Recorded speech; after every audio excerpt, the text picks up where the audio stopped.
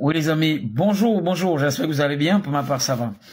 Voilà, je viens de tomber sur un documentaire que j'aimerais partager avec vous. Ça concerne le dernier sommet, pas le dernier sommet, oui, cette rencontre a eu lieu entre 5 chefs d'État africains et le président américain Donald Trump. Voilà, j'avais fait une vidéo là-dessus, mais je m'étais refusé d'être trop incisif, parce que je veux pas blesser les sensibilités, mais... Moi, je suis panafricain, je fais dans le panafricanisme et j'aime tous les Africains. Voilà. Si je vois quelque chose qui peut déstabiliser un pays, permettez-moi de dénoncer. Je sais qu'il y en a, pour le moment, qui ont la compréhension difficile et qui prendront peut-être les choses de manière très déplacée, penseront peut-être que je suis contre leur pays. Non, moi j'aime l'Afrique et je ne supporterai pas d'entendre qu'un pays francophone surtout soit déstabilisé. Alors on va écouter d'abord ce documentaire et on va voir dans quelle mesure on peut trouver une explication à cela. Il s'agit ici principalement du Sénégal et du Gabon. On va écouter ce que nous dit ce documentaire et ensuite on va voir si on peut s'expliquer là-dessus. On y va. Un événement est en train de se produire à Washington que le président Emmanuel ne peut pas supporter. Depuis hier, le président américain Donald Trump a reçu 5 présidents africains à la Maison-Blanche pour un mini-sommet États-Unis-Afrique. Parmi les 5 Africains invités par Donald Trump, il y a 2 qui appartiennent à la France selon les déclarations d'Emmanuel Macron. Il s'agit du Sénégal du président Bassirou Diomaye Faye et du Gabon du président Oligui Nguema. Ces 2 présidents ont osé rencontrer Donald Trump sans la permission d'Emmanuel Macron qui considère l'Afrique comme sa propriété privée. D'ailleurs, il a toujours déclaré que l'Afrique est l'avenir de la France. Dans les discussions, Donald Trump a évoqué largement la question des minerais africains.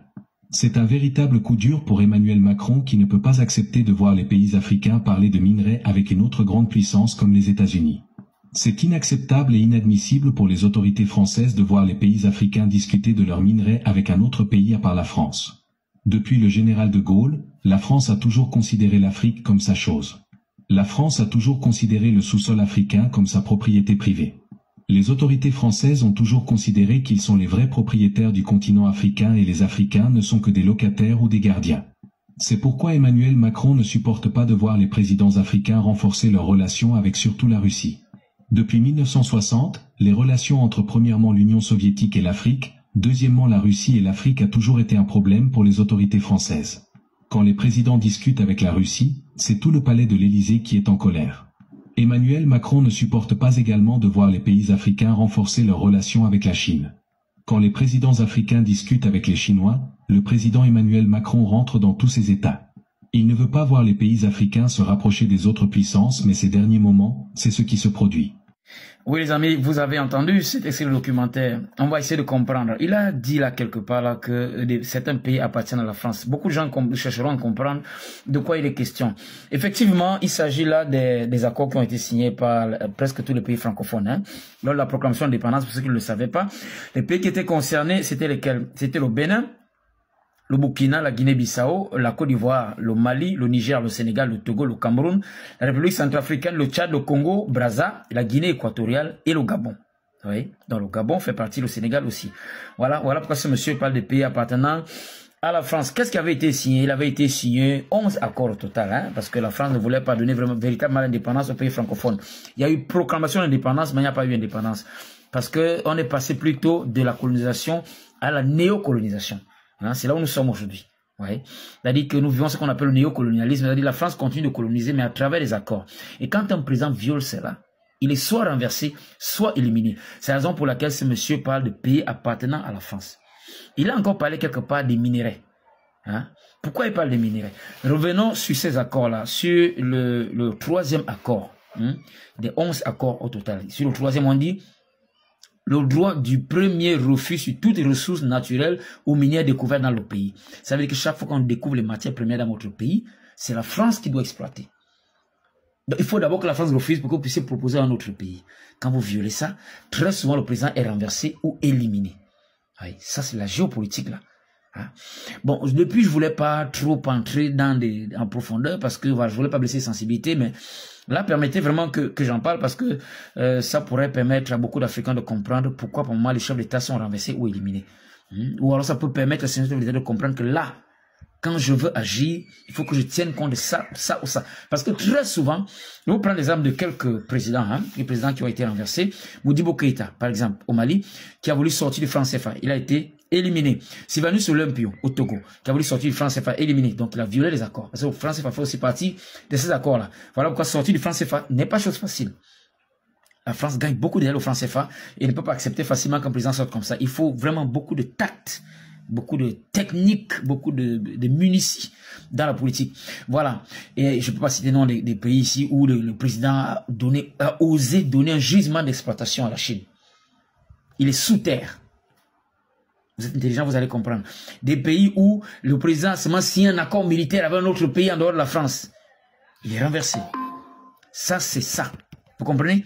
Voilà. Ça, c'est le troisième article que je vais vous donner ici. Je prends encore notre article, le 4e de ces mêmes accords, qui dit la priorité aux intérêts aux entreprises françaises dans les marchés publics.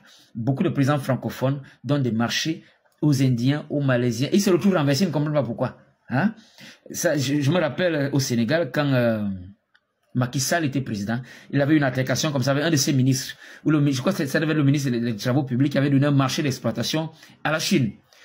Macky Sall était obligé d'intervenir pour remettre ça à la France, alors que la France demandait plus cher, parce qu'il avait pris acte de ça. Ouais. Quand vous n'êtes pas au courant de ça, vous ne savez pas gérer ça, voilà la principale cause du renversement de beaucoup de chefs d'État. Bon, maintenant, en quoi est-ce que le Sénégal et le Gabon sont concernés? Parce qu'ils étaient effectivement parlé de minerais avec Donald Trump. Voilà. Comment est-ce que la France pourrait réagir? Est-ce que vous êtes encore dans ces accords, oui ou non? C'est des choses que vous devez savoir. Voilà. Les accords coloniaux dans certains pays ne se périment pas. Ne se périment pas. C'est-à-dire que les premiers présidents ont signé sans date de péremption. Vous prendrez vous-même le temps de vérifier. Hein. Je ne veux pas entrer dans les détails de chaque pays. Voilà.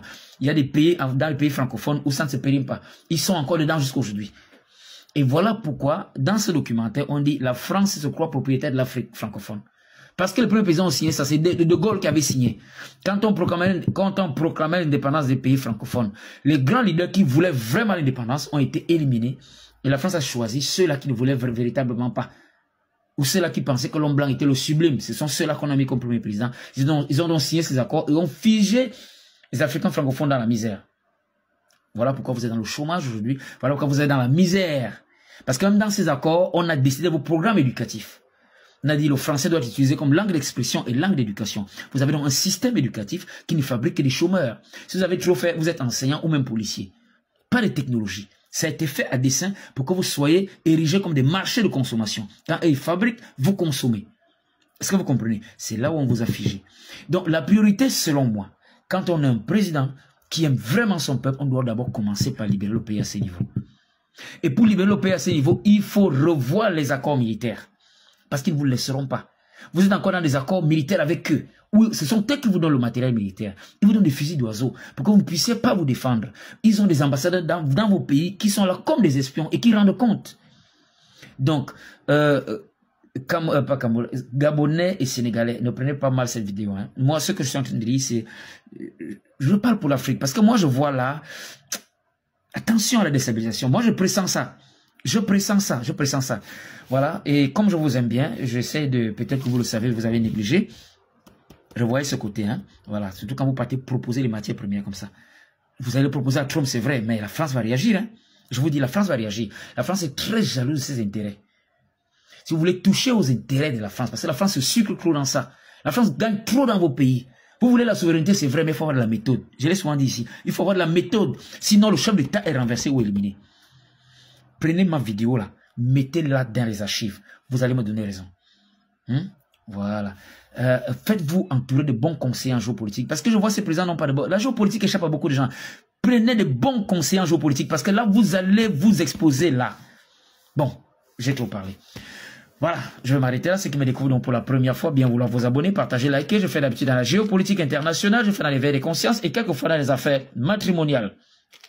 Comme je l'ai souvent dit, si je n'ai fait que parler, c'est pour vous que je parlerai. Ma bouche sera la bouche des malades qui n'ont point de bouche, et ma voix la liberté de celles qui s'affaissent se cachent du désespoir. Je reprends ici la célèbre phrase de M. Césaire Martiniquais, dans le cas d'un retour au pays natal en ces thèmes dont je vous laisse. Je vous souhaite de passer une très bonne journée. À nous revoir la prochaine vidéo.